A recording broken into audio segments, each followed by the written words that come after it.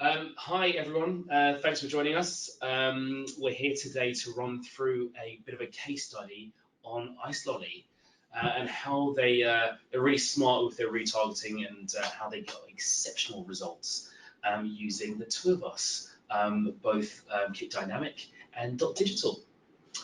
So let's have a look at our agenda for today. We've got introductions, so you know exactly who's speaking to you.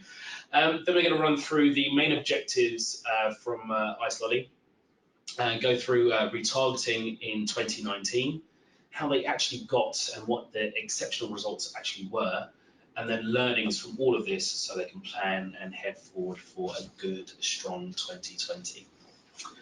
So let's do a bit of introduction so you know exactly who is talking. I am Gavin Lojny, Head of Strategy and Insight here at Digital. I've been at Digital for 10 years, so hopefully I know what I'm talking about. Most of my colleagues would say I probably don't, but there you go. So I'll be here today to kind of give you a bit of insight from Digital and sort of, I guess, how we've helped icelolly. And I'll pass over to the man of the moment. Hi, I'm John Kirk and I'm here from icelolly.com. I've been working at icelolly for 5 years and I've worked within the broader travel industry for 7 years. I oversee the email marketing strategy for icelolly.com and all of the CRM activities, which includes all the strategy of targeting and creative and all the other elements we need to do email.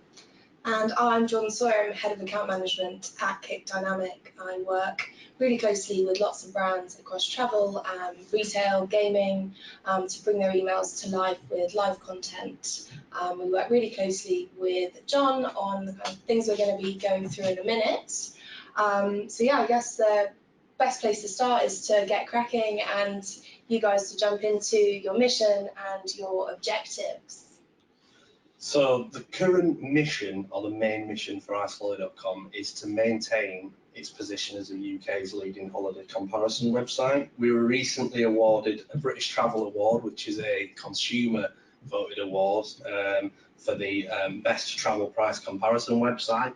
So we are officially now the UK's leading holiday comparison site, which is great news. In terms of like the wider strategy, we have deals from over 95% of the UK's leading holiday companies, which includes the likes of TUI, British Airways, EasyJet Holidays and all the rest. We've got 24 million visitors coming to the site annually, of which email represents 15% of those sessions. And we've obviously got an aspiration to use the two technologies we're talking about today to push that further going into 2020. And we can start talking about that in a bit more granular detail. So the key objectives are to increase automation. So we're using Kickdynamic. I mean, there's a number of facets that we use. Digital is obviously enabling us to deliver the emails themselves, but Kickdynamic is actually enriching the content, and this is all plugged in through automated feeds, and that's also allowing us, with the use of Kickdynamic and the feeds that we create, to increase the level of personalization that we're creating in the emails. So our objective in terms of personalization is to really get to that one-to-one email experience for our users. Obviously, we want to be able to sustain that from a growth perspective, but obviously try to scale it so that we can target more users more effectively. And I guess those are the key objectives for icelolly.com in terms of using these products. So at any given time, we have flights. I mean, anyone who works within travel who has to create deals and products will know that it's quite a complicated process, but we'll have flights and transfers and hotels, and all these things have to be dynamically packaged, and so that creates a quite a distinct challenge for us, because it means that we need a product that can reflect the dynamism of this feed and reflect that in people's journeys in the email. And this can update every 30 minutes in the feed, so every single day it's just a constant influx of dynamic content that can update. obviously, if you come to the email, you know, and you've opened the email, and then half an hour later you'll see that content has changed, and even the actual products will shift positions and it'll completely change out, and that's kind of like quite a unique thing for us that we've never had before. It's also allowed us to surface the latest content, and what that actually has enabled us to do is allow people who work within merchandising, within the deals team, they can actually curate and change these deals, and it will be reflected not just on the site, but it's getting reflected back in the actual email journey. So we've got some kind of synergy between the two experiences, on site and within the marketing channel. And then personalization, obviously, we've touched on that, and the way that we can connect that data of what users are seeing, behaviors in the emails themselves, and connecting that back to the actual products that we've got on site. So that's kind of the challenges that we've got. So the welcome program is a good example of the way that we use Kickdynamic currently. This is quite a new feature, and what we're essentially doing is we're segmenting down users by the source on which they come into the website. So if you're a cruise customer, or if you're a Sun customer, we're going to capture that source, and then we're going to use the program editor within .digital to pivot on that source using decision nodes and all the rest. And essentially what that'll mean is it'll split you down into a more relevant type of welcome email, and that will contain live content within that. I think that's one of the key things here is relevancy. Kind of talk about it all the time. And welcome programs, whenever I talk to clients and talk to other people always nod and say, yeah, welcome programs is a basic, and yeah, we're doing it, but are they really doing it the right way? I think this is a prime example of really taking the data that you're gathering from people to make it more personalized, so that the experience is different for everyone who is going on that welcome program. Because as you said, there's a number of different types of holidays that people are going to be going on, and speaking to them on their level is going to be the one thing that is going to tie everything back together and make it sure that you know, it's relevant for them, and they're sticking around with you guys. Yeah.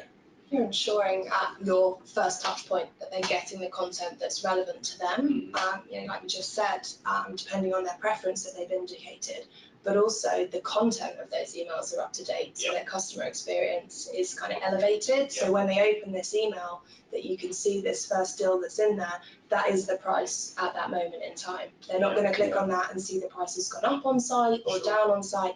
That is the price at the moment they open that email. If they come back a couple of hours later and open this email again, that's going to update. That deal might not be available, but every single time they're engaging with you on this first welcome email, that touch point, they've always got content that they can engage with and buy. So that's a positive experience from the off. It's kind of like first impressions count. So if you can get everything in there to start with, and make sure that you're giving users what they want, then you're setting that user up, you're setting their expectations at the first touch point, like you said, which is key. It builds that trust as well. Like they've told you what they want, and they're getting an email from you with that content in there. So you're hitting all of those kind of brand objectives of being trustworthy, the value, all of that proposition comes into these emails from the start. And one of the other key facets to this is that because we are a lead generation company, we're actually able to provide traffic straight out from this email to the partner, and that's been a bit of a game changer for us, and that's where we need to be heading generally a lot more. So this is kind of an example of what we're going to expand out and start integrating these kind of dynamic products across all triggers going forward into 2020. Like sending targeted personalized content to re-engage browser abandoned searches. So we've been doing that in a basic facet. Where we want to be going in 2020, we have got some basic stuff in there that we'll touch upon soon. But what we really need to do is get abandoned search emails fully working it. At the moment, it's been more of a generic thing where we can put people back into their search experience, but it's going to be Kickdynamic and .digital that's going to enable us to really get that one-to-one experience and actually bring people's searches into the email specifically. So with your retargeting, so the goal is to, if somebody goes onto your site and they view a specific deal or a specific destination, they then receive a retargeting email 24 hours, 48 hours later. Correct. With the latest details for that specific place that they've searched. So they're getting a real-time nudge to go online and check out that content again and, you know, proceed with that booking. Yeah. That's the idea. Yeah, sure. Awesome. Cool. So, oh God, I'd say, so you're doing a bit of that already. So can you kind of talk us through what you've got set up so far? Yeah, so there's two core constituents to icelolly.com. There's the search element, which you hear me keep talking about, and then there's the deal side. So the deals are curated by an actual team of travel experts, and these are published daily. There's you know, hundreds of deals on the site at any time that are being bespoke and that can be exclusive and all the rest. So this email is harnessing the previous search data for that user. So we're taking GA data, we're then crunching that and putting it through BigQuery and creating this hugely dynamic feed of product that we can then do one-to-one retargeting for that user. So essentially, as Jordan alluded to, if you see this fantastic Albufeira deal and you'd seen it 24 hours earlier, we're now able to use Kickdynamic to plug into this live feed, which is in the form of a JSON, and then we're enabled to actually deliver the live content direct into the email 24 hours later. And as we've said, if the price changes, if the team change the price even once the email's delivered, once the user opens the email, that will all be reflected in the content.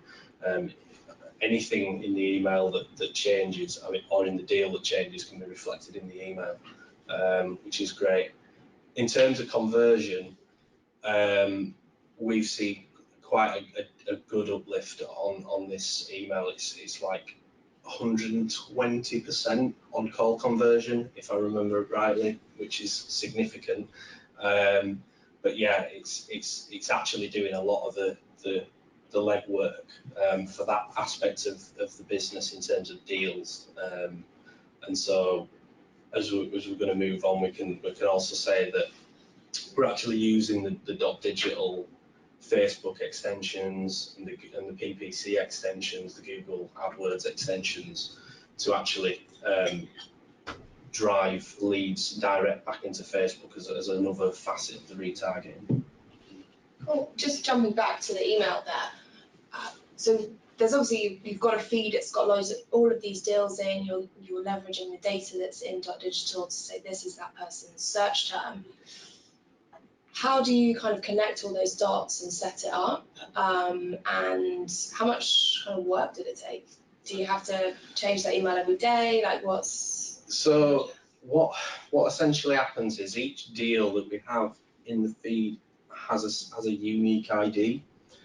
And what we're actually doing is we're placing this ID in the feed against the deal, but we're also depositing that ID specifically in the user's record in .digital.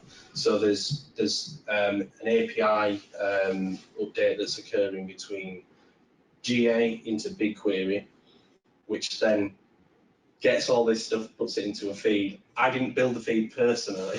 We've got some techie wizards at work that do all that kind of stuff. Big shout out to the techies. Yes. Big shout out to the techie people.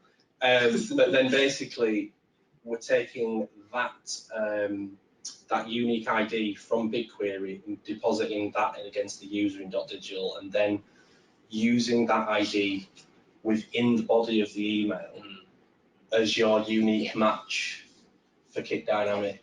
And because it's been quite a bit of a learning curve trying to use Kickdynamic in terms of you always need that unique match.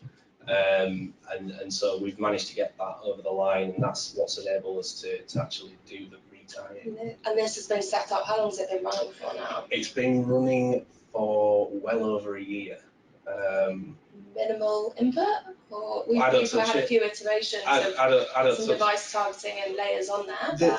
There's been slight reiterations of the design and things, but it's literally, I mean, I don't want to sound like it's a lazy thing, but it has been a bit of a it's been a set and forget situation, and it's just kind of rolling on and doing its thing. I mean, we can do subject line tests and tweaks and things, but it's one of them. It's not broke, so we don't need to fix it. Kind of thing. I think that's a great thing. Is you can set and forget things.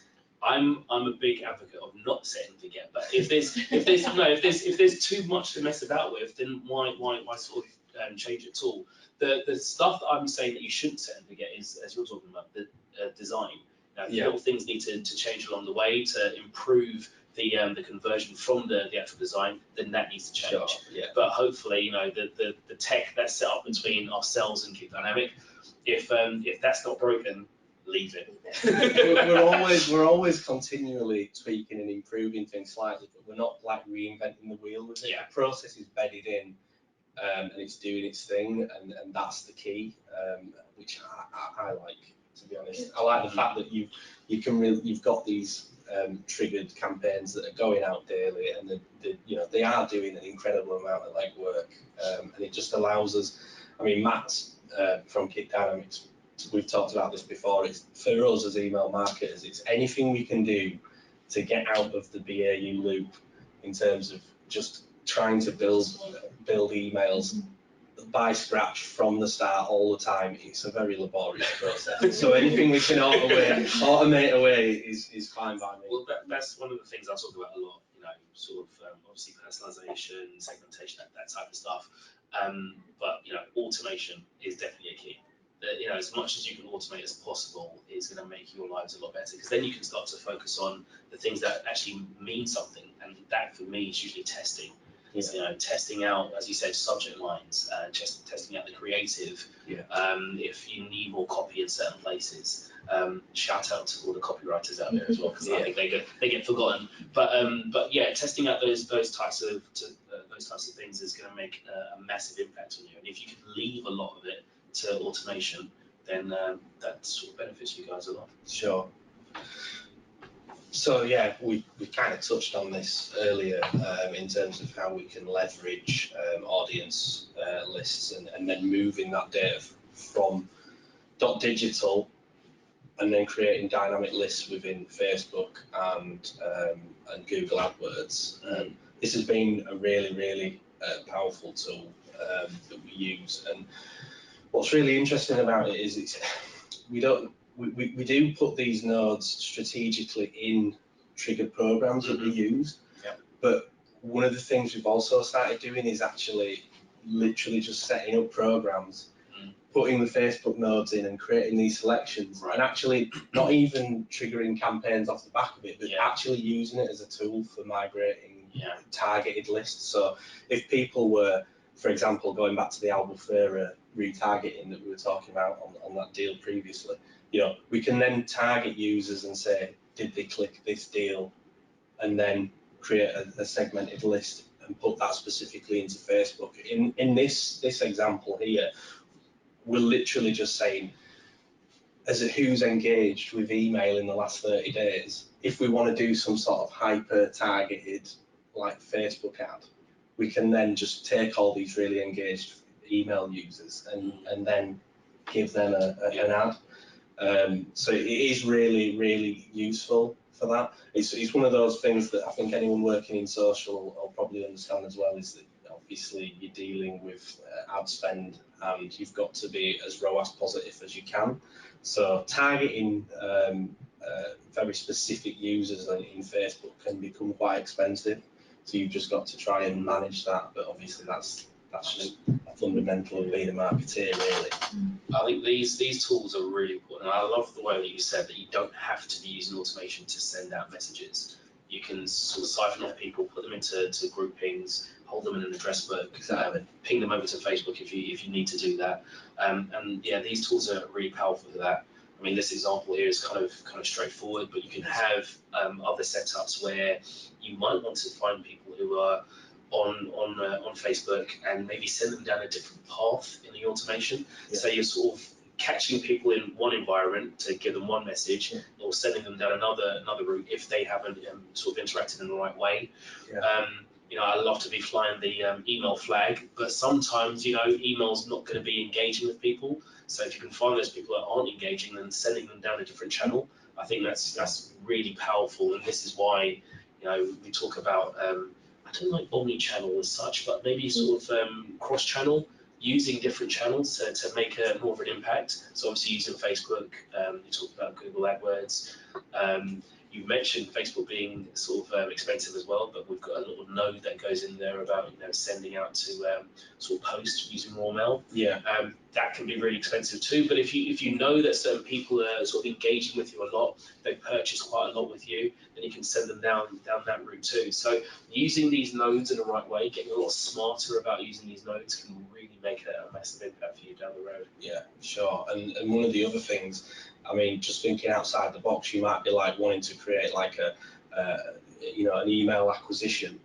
And so actually you might not want to target people who are on your list. Yeah. So you actually could create a full dynamic list of users and use that as a master level exclusion on your targeting. Mm-hmm. So there's all kinds of exciting different things. Yeah. And I'd recommend anyone using .digital who's got access to, you know, or control of the data, encourage their social teams to leverage this kind of activity, because it's immensely powerful. 100%. Especially, I mean, in your environment, and I guess in general in sort of retail, especially around this time of year, you know, just after Black Friday, Cyber Monday, you've probably acquired a huge amount of sort of new contacts, new data, yeah, of people that might be just purchasing in and around this time of year. You know, you can exclude them using Facebook and these other tools, but just kind of excluding them from the rest of the bombardment that you might be giving people over this time. They're new to you. Give them a bit of a rest. Maybe hit them with something slightly different or more coming in a new year. But that's how you can, as I said, get smarter with using these sort of automation tools. Sure. Yeah.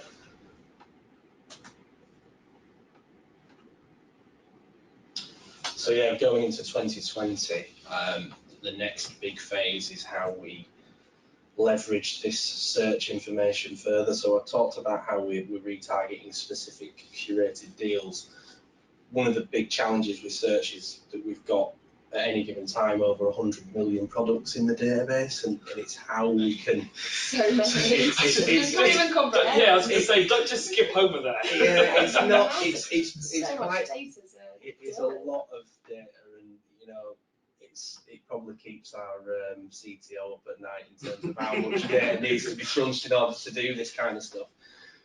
But through our own in-house tech guys, they're able to use, they've created something called Offer Broker, and then all these different pieces of IP that I can't probably. Magic. It is. There's a bit of magic in there, but it's kind of tailoring this down to the most efficient use of the data, and you know, so for example, if we've got multiple people who've got the same kind of products, then we'll skip over that and we'll use someone else's data to fulfill theirs, if that makes sense, because people will search for similar products. Yeah.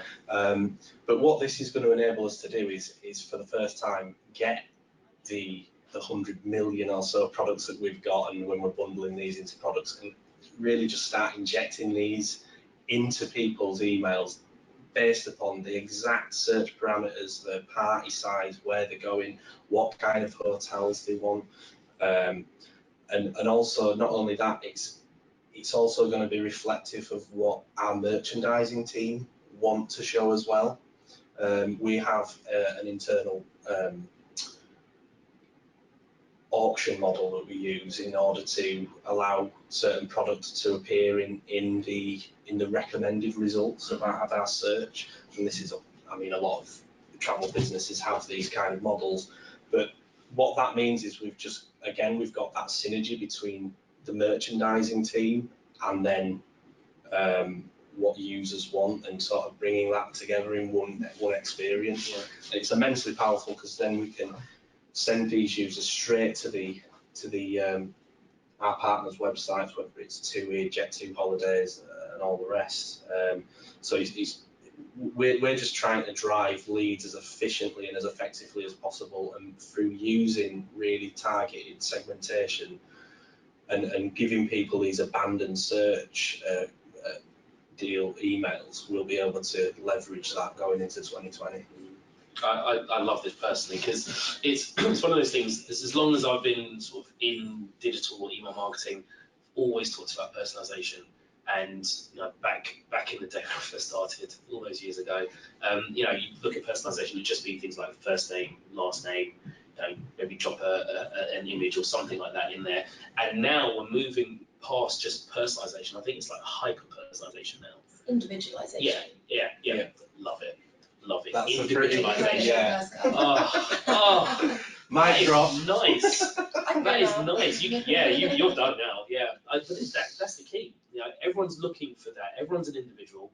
They all want something specific for themselves. And in a world where we're sending to not just sort of tens, hundreds of thousands of people, it's like millions of people.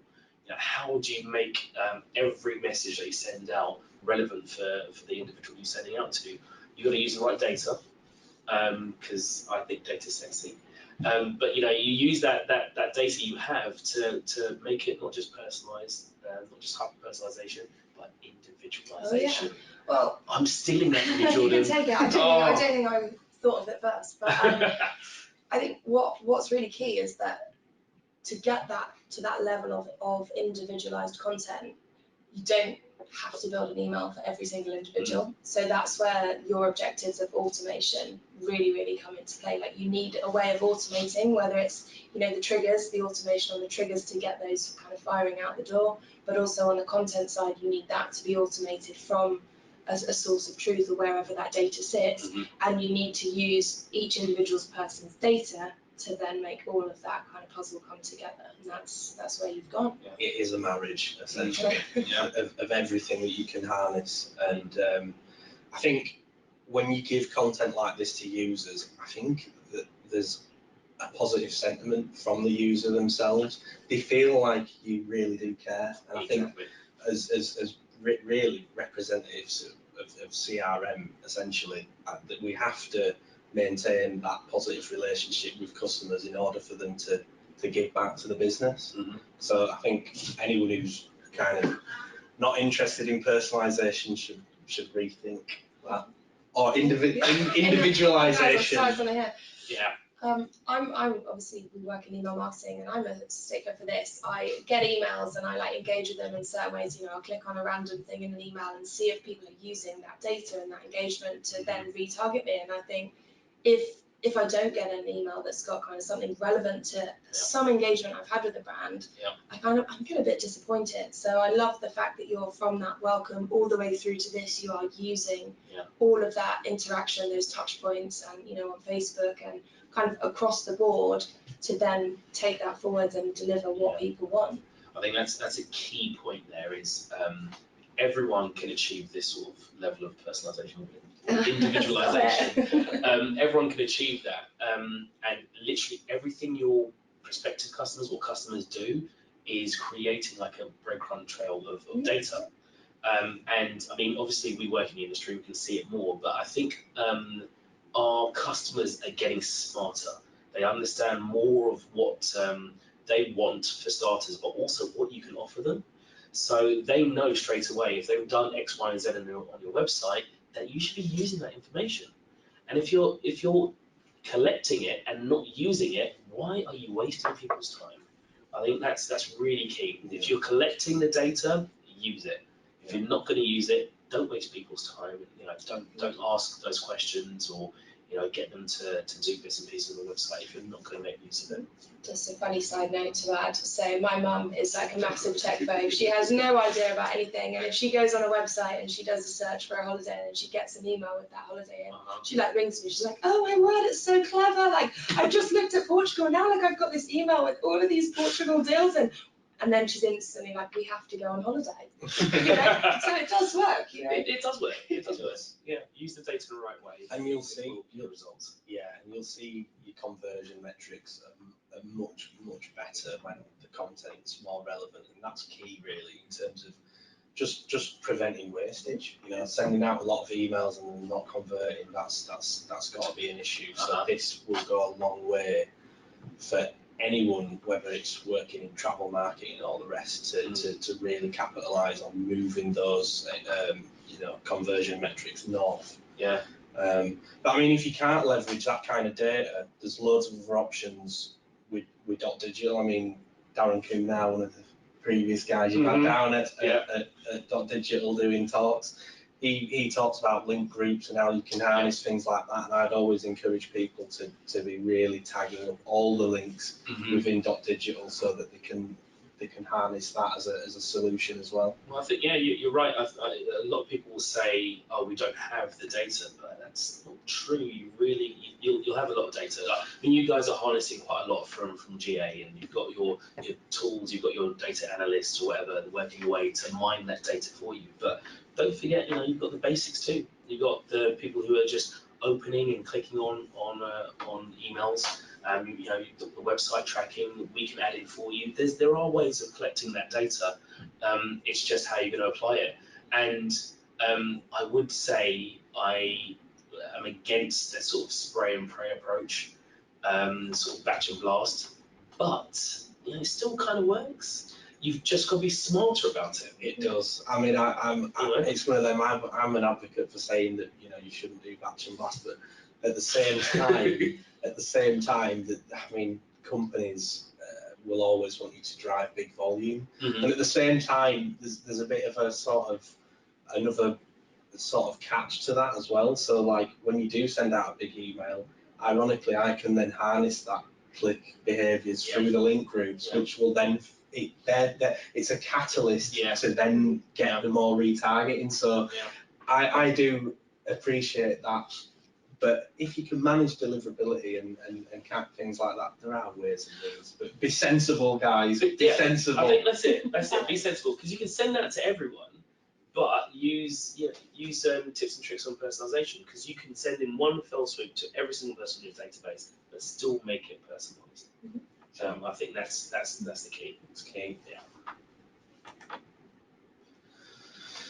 So key learnings and plans for 2020. So as we've touched upon, we're going to leverage search going into 2020. We're going to create this hugely dynamic product feed, which is literally ready to go. And then it's just a case of plugging that into Kickdynamic. And that will one of the things we've not talked about actually is the integration of once you've got that data and once you set it up in Kickdynamic and .digital, it literally, I could get a program going in literally like less than half a day, and that's including me building and designing the actual things in Kickdynamic. So it is literally a very fast process. As better customer experience across channels, we've obviously touched upon that, and we're going to keep doing more and more, enriching all the triggers we've got. Automated and live solution, we've obviously touched on that as well. And that's going to be something that we harness in 2020 again. We've touched upon all the different elements of technology that we're linking together. So I think anyone who's coming into trying to do personalization, you are going to need some sort of data storage of people's stuff, whether it's using insights within .digital or you're using BigQuery, GA and all the rest of it. And then Gavin's also touched upon creative and not neglecting the design of emails, so we're always going to try and optimize that to the best of our abilities. Obviously you guys use a lot of PNGs, But you can have options to send high quality res ones or JPEGs or lower res ones. So there's ways you can optimize that, which is fine. And then, so compile a feed query to find users' previous search behavior. That's kind of what we've talked about already in that bit. But that's kind of where we're heading for 2020. So quite exciting times. We've just got to get it all working and then we're good to go. It looks as though you've got a lot of things in play already. It's just a case of sort of testing out, finding out what's working best for you, doing more of it, and you can absolutely nail it for 2020. Set it up and sit back and relax. Yeah. Well, I don't take my advice of setting and forgetting. That's probably not the best option. Always pay attention to it, but if it, as I say, if it is bringing in the numbers, then. Well, I do joke with set and forget, but one of the things is, you can focus on other things if you leave something behind. But the beauty of our industry and what we do is that you can put something into play. You said as quickly as half a day you can get something new running, and pretty quickly you can figure out if it's not working for you. And if it's not working, you can stop it. Exactly. And then move on and make tweaks and find out what wasn't working specifically and get on and keep trying. I think that's one of the things that kind of sets sort of great sort of customer experiences and great client experiences and case studies that I've seen, is that clients are willing to try things new, that are new, sort of dip their toe in, get a feeling for whether it is working or not, and then constantly pushing the bar forward and doing bits and pieces. And that's definitely what I've seen with you guys, is you're not afraid to try new things and get it wrong. Possibly, not saying that you get it wrong. No. But if you do get it wrong, it's just to kind of say, didn't work, let's move on to something else. And I think that's what really sort of encouraging to see from you guys. Sure, thank you. I think like, any email marketer out there has to feel empowered that they can, create and do these bold new things and try different things. And I know that sometimes in bigger companies and you've got key stakeholders, it can be quite difficult in saying, can we get some budget for this and try this? But it really does work for us. So. Yeah, but also the kind of backstory to that is, if you've got a lot of manual things automated and kind of running themselves, you have the time to sit back and look at where you can really have those big impacts, improvements, and what you can change, because you're not kind of just head down in the day-to-day work. You're actually freeing up your time and allowing yourself to be way more strategic and kind of a lot smarter in what you're doing, and that testing then becomes actually a viable thing to do. It's not just get those emails out the door. You've created enough time to go and make those learnings and actually action them. Excellent. All very good. Yeah. Very good. Thanks. Well, that's good, guys. That's it. I think we're going to have a couple of questions to put John on the spot. Any questions? One question we've had is around imagery, and obviously Kickdynamic is a live image solution, so we're serving images live into the email for you guys. So the question from one of our viewers is, how do you find working with the images, and have you seen any adverse effects from having image-based email? Well, I mean, to be honest, when we were, before using Kickdynamic, we were actually creating a lot of assets with imagery to begin with anyway. There are obviously CSS buttons and other things that we still use, but as long as you sort of keep tabs on your text to image ratio, I think you should be okay. There's quite a sort of comprehensive pre-flight check through .digital that allows you to see the weight of imagery within your email. But I do think that, when I've opened these emails on 4G and the likes, and we do testing, we don't really see any real issues, which is great. And I do think as we go forward anyway, if people do have image rendering issues, if they're out in the sticks somewhere, I don't think that's going to be an issue in the coming years as well, because we're moving into 5G. 4G is already fast, 5G is going to be. I think it's just going to completely change anything. If anyone's got any reservations around it, but we've not noticed any impact. I personally, I think we're in a stage now where you have to be producing high sort of resolution images in campaigns. You'll especially for holidays or whatever product you're selling. To be honest, you spend a lot of time sending people out to destinations, taking pictures of a really great holiday. You're in Bali and there's like a hammock and then there's like an infinity pool and you can see the beach at the distance. To put in a low res image is really going to kill that. Yeah. So put in a high res image. I mean, I'm sitting here now. You two have got Macs in front of you with sort of full retina displays. Yeah. Now, people are going to be viewing emails on those types of things. It's got to look great. Even on a handheld device, it's going to look great as well. And if you're worried about things loading, for the most part, as John was saying, you've got 4G and 5G coming. And then for me as well, if I open up something on my phone, I'm in the office most of the day. I'm hooked up to the Wi-Fi, so you've got to have those sorts of images displaying. I don't think it's so much of an issue, and especially for deliverability, I think that's fine. I mean, you said it yourself, having a good balance between image and text. It used to be massively you lean on that type of thing.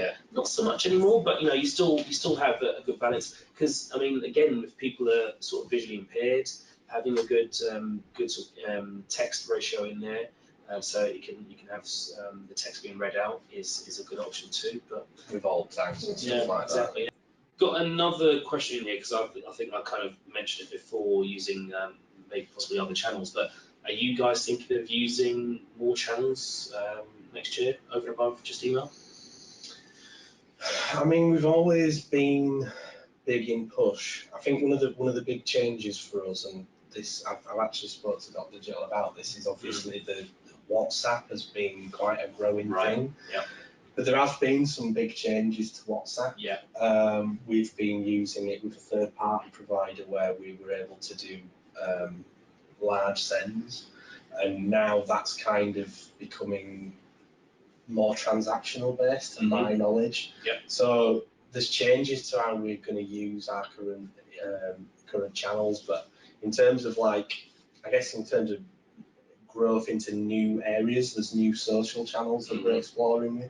We're trying things like TikTok, and we're seeing that's quite an interesting thing. Obviously, it's a very youth market orientated thing, but I think you need to get into these channels early doors and just try them.